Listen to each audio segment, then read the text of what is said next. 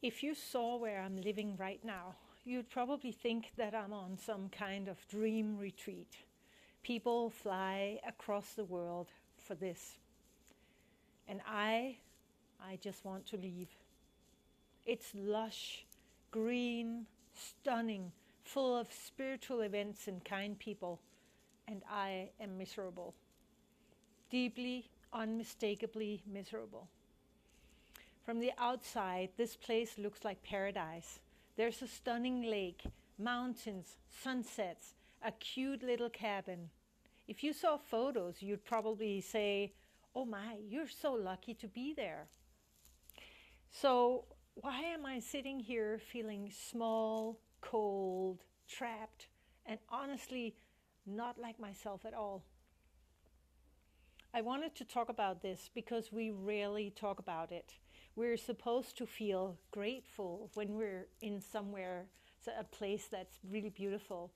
We're supposed to glow and heal and transform and be inspired.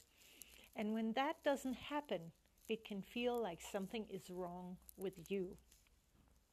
But here's the reality. Beauty doesn't equal livability.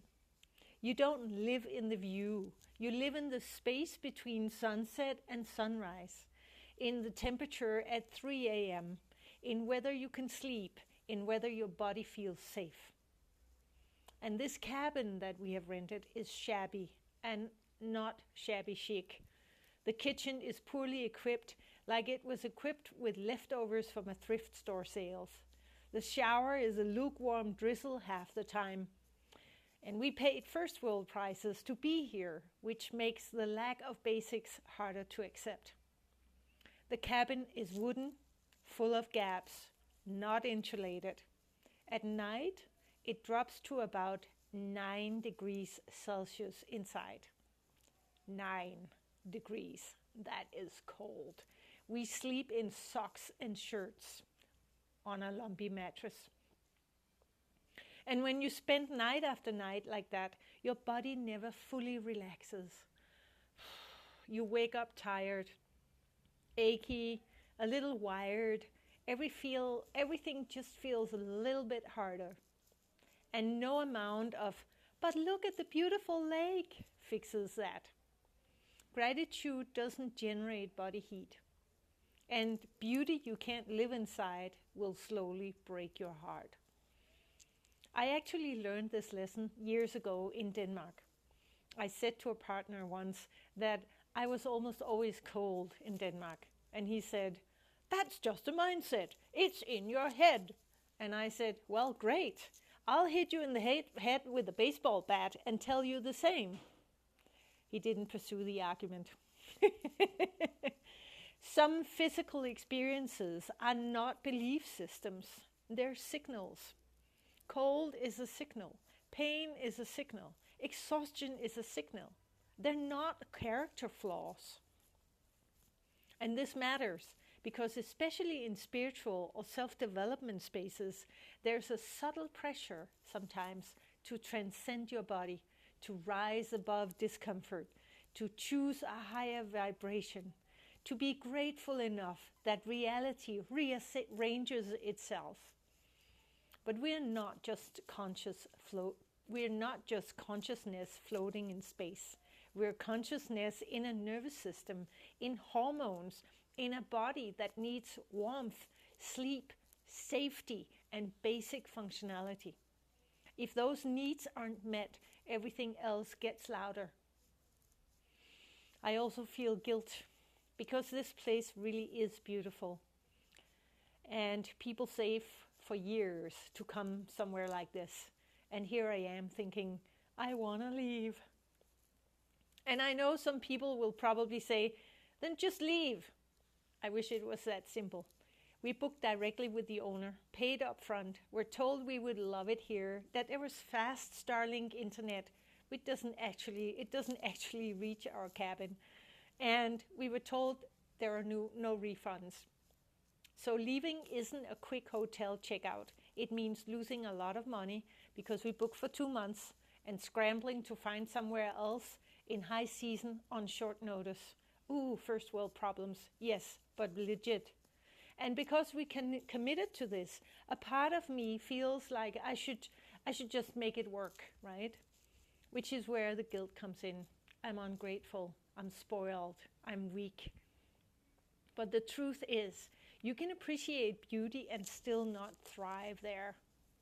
Plants don't bloom in every soil, and I'm a plant. That doesn't make the plant defective. It doesn't make me defective. Another thing that really surprised me is how much environment affects identity. Normally, I feel strong, magnetic, creative, capable. I feel like a goddess. But here, I feel small.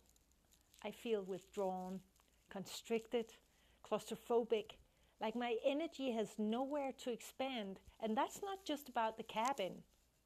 It's scary because I start to wonder, did I lose myself, or is something wrong with me?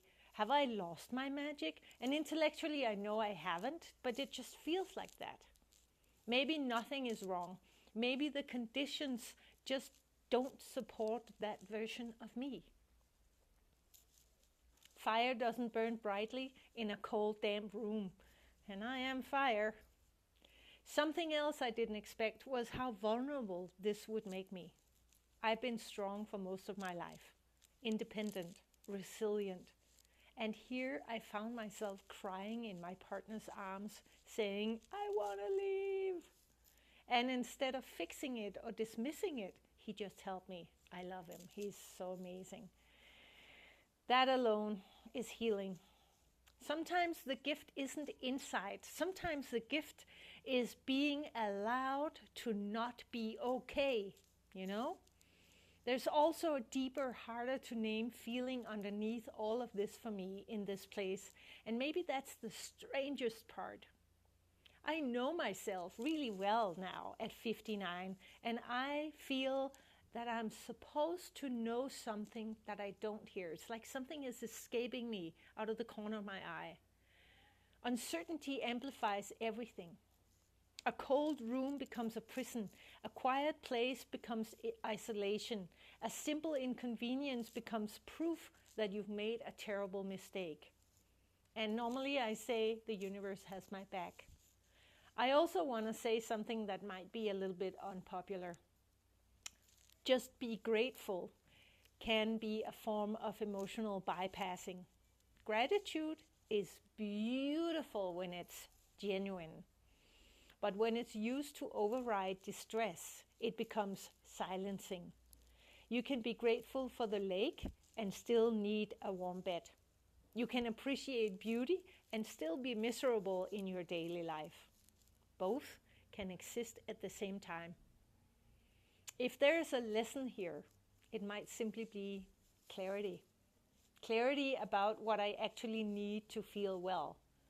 Warm nights, light, solid walls, a hot shower instead of a lukewarm drizzle, a kitchen that we can actually cook in instead of half a thrift store, a comfortable bed, reliable basics, a sense of safety and aliveness. Not necessarily luxury, not extravagance, just conditions where my nervous system can exhale. I'm too old for this shit. And maybe the bigger permission is this: I don't have to earn comfort through suffering. I don't have to love a place that diminishes me just because it looks beautiful or meaningful or good for growth. Growth doesn't only happen in hardship. Sometimes it happens in stability. Yes, please.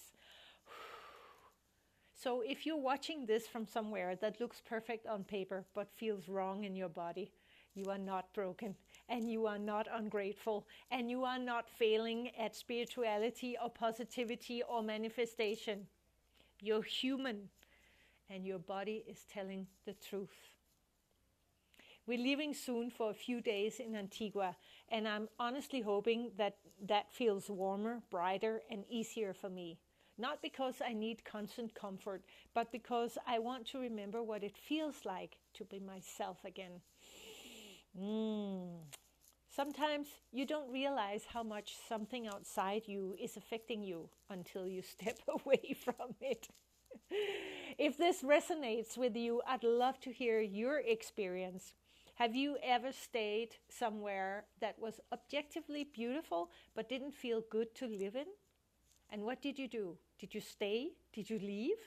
What did you learn about yourself? And if nothing else, maybe this is permission to trust our own experience, even when it contradicts what everyone else says that we should feel. Because no matter what it looks like or what others say, if a place makes you uncomfortable, it isn't paradise. It's simply not where you belong. Thank you for being here. I belong here. And maybe you do too. See you soon again.